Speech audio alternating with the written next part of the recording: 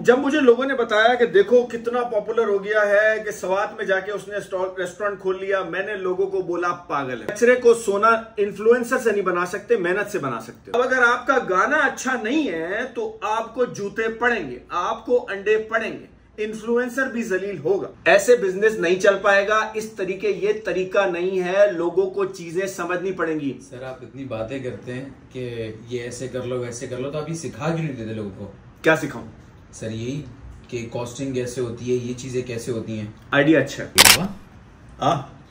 Sir मुझे एक और बात तो चली आपकी कि आप नजूमी भी हैं। मैं नजूमी हूँ कैसे? सर आपने याद है जब मास सफदर ने रेस्टोरेंट वगैरह ओपन किया था, वो सवात वाला? Yes sir. सर आपने कहा था कि नहीं चला पाएगा, कर दिया। सो इस गलती की वजह से मैंने तकरीबन अपना सब लॉस्ट कर दिया।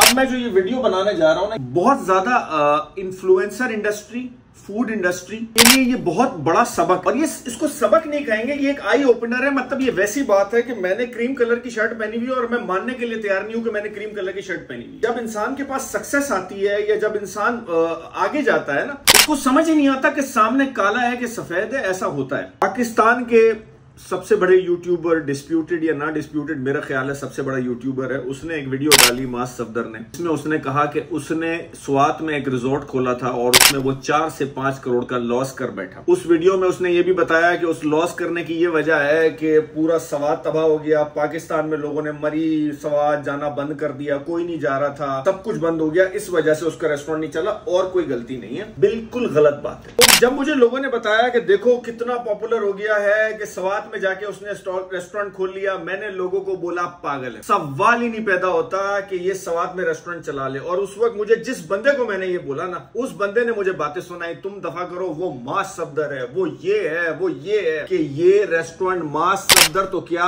मिस्टर बीस्ट भी स्वात में आके नहीं चला सकता। इसके पीछे प्योर बिजनेस लॉजिक जो मैं आपको समझाने की कोशिश करता हूं इस वीडियो में। सबसे पहले तो इन्फ्लुएंसर, चाहे वो मास सफदर हो, चाहे वो फूडी बाबा हो, चाहे वो टुच्ची काटी हो जिसके 100 फॉलोअर हो, किसी भी लेवल का इन्फ्लुएंसर हो, वो आपको प्रोडक्ट का पुश दे सकता है। सारे लोग ये समझते हैं कि मास सफदर, डकी भाई, जुनेद अकरम, फूडी बाबा को भी मिला लें, या ABC कोई भी मिला लें, वो अगर हमारा रेस्टोरेंट पे आ जाएगा और हमारे रेस्टोरेंट को प्रमोट कर देगा तो हम चल पड़ेंगे, हमारी जिंदगी संवर जाएगी, सब कुछ ठीक हो जाएगा। ऐसा नहीं होता। कचरे को सोना इन्फ्लुएंसर से नहीं बना सकते, मेहनत से बना सकते हो। सबसे पहली बात यह है कि जितना भी बड़ा इन्फ्लुएंसर हो, वो सिर्फ प्रोडक्ट को पुश दे सकता है। उससे फायदा होता है, वो क्या होता है कि उसको देखने की वजह से पब्लिक को पता चलता है कि भाई कोई चीज एग्जिस्ट करती है, और लोग जौक दर जौक आ जाते हैं। अब अगर वो जौक दर जौक आते हैं और उनको प्रोडक्ट अच्छी लगती है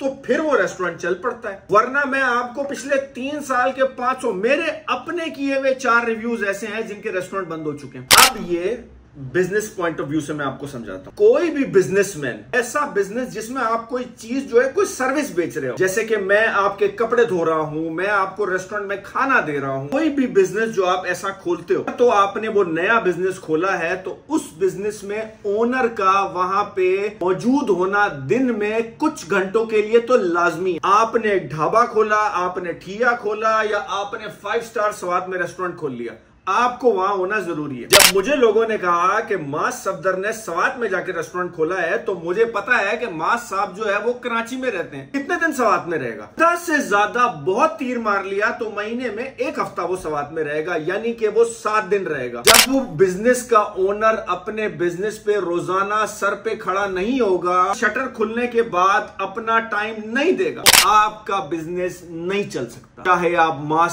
सफदर हो, चाहे आप दुनिया के सबसे बड़े एडमिनिस्ट्रेटर हो, आप नहीं चला सकते। भाई स्टाफ का काम होता है नौकरी करना।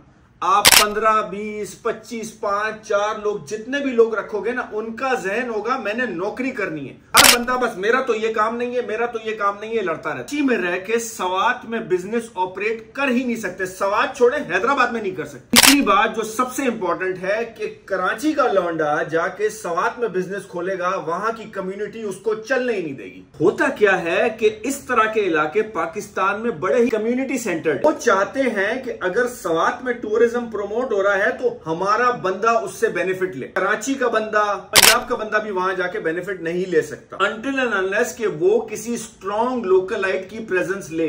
मुझे लोगों ने बताया और मैंने उस वीडियो में भी देखा कि वो कह रहा है कि मुझे ट्रैवलिंग का बहुत शौक है। तो आप क्या अंधे हो? आपको नहीं पता कि भाई कम्युनिटी स्ट्रेंथ क्या होती है? आपको नहीं पता कि आपको दूसरी कम्युनिटी इतनी जल्दी चलने नहीं देती है? ये बहुत बड़े 3 फैक्टर्स हैं जिनकी बेसिस पे आप बिजनेस चला ही नहीं सकते। पहले तो मुझे, मैं एक और बात क्लियर कर दूं, पहले तो मुझे 100% डाउट है कि इस रेस्टोरेंट में उसकी अपनी इन्वेस्टमेंट थी। ये मुझे क्यों डाउट है? इसीलिए डाउट है कि फूडी बाबा की क्या औकात है। छोटा सा बंदा हो ना, मास सफदर के आगे तो उसके जिस्म का बाल भी नहीं हो। महीने में कम से कम 3 प्रपोजल आते हैं मुझ जैसे छोटे ब्लॉगर को कि यार फूडी बाबा आप बहुत चल पड़े हो, मैं फलाना रेस्टोरेंट खोलता हूं, पूरा फाइनेंसिस मेरा, आप सिर्फ वहां आके बैठना और लोगों को बोलना कि रेस्टोरेंट आपका है और रेस्टोरेंट चल जाएगा और प्रॉफिट में 30% ले जाओ। एक बंदे ने तो 50% बोल दिया। मैं 85% श्योर हूं कि उस बिजनेस में उसकी अपनी इन्वेस्टमेंट थी ही नहीं। जब मुझे इस लेवल पे आते हैं तो उसको 50 आते होंगे। आप बिजनेसमैन हो, आप मास सफदर हो, आप फूडी बाबा हो, आप एक आम आदमी हो। मैं आपके जहन में एक बात क्लियर कर दूं। इमेजिन करते हैं आपने एक बर्गर का रेस्टोरेंट खोलना है। आपने बर्गर का रेस्टोरेंट खोलना है, आप फूडी बाबा को जानते हो, आप डकी को जानते हो, आप मास सफदर का जानते हो। अगर आप ये जहन बना के बैठे हो ना, ये चारों मिलके आपके रेस्टोरेंट को चलता हुआ रेस्टोरेंट बना देंगे, तो ये आपकी सबसे बड़ी भूल है। एक बंदा आपको चांस दे देगा कि स्टेज पे आके गाना गा लो। अगर आपका गाना अच्छा नहीं है तो आपको जूते पड़ेंगे, आपको अंडे पड़ेंगे,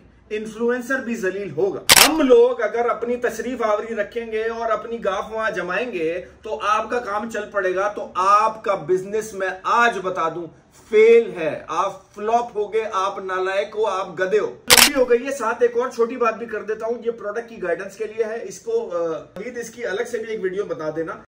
बहुत सारे रेस्टोरेंट मुझे कांटेक्ट करते हैं।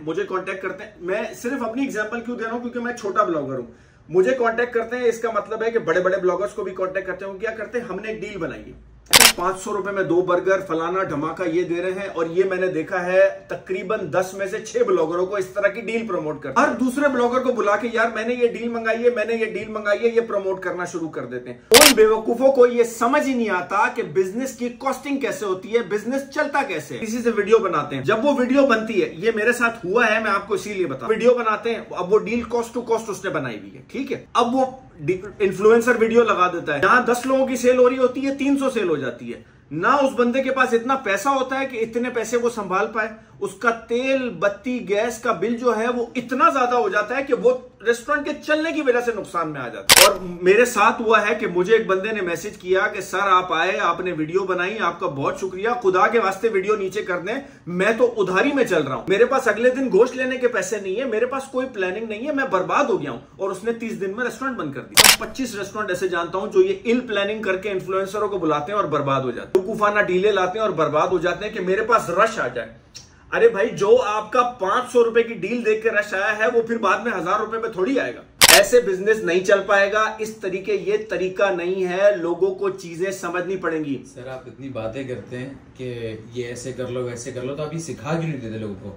क्या सिखाऊं सर? यही कि कॉस्टिंग कैसे होती है, ये चीजें कैसे होती हैं। आइडिया अच्छा है, ये नवीद ने अच्छा आइडिया दिया। मैं ये करूंगा कि मैं एक कोर्स शूट करूंगा, इंशाल्लाह मुझे टाइम मिला तो, जिसमें मैं ठेला लगाने के लिए कॉस्टिंग, इन्फ्लुएंसर को कैसे बुलाना है, इन्फ्लुएंसर को कब बुलाना है, किस तरह प्लान करना है, अगर एक खाने का मेन्यू बनाना है तो उसमें कॉस्टिंग में क्या क्या चीजें इंक्लूड करनी है, होम शेफ कैसे करना है, उसमें होम शेफ को भी बुलाएंगे।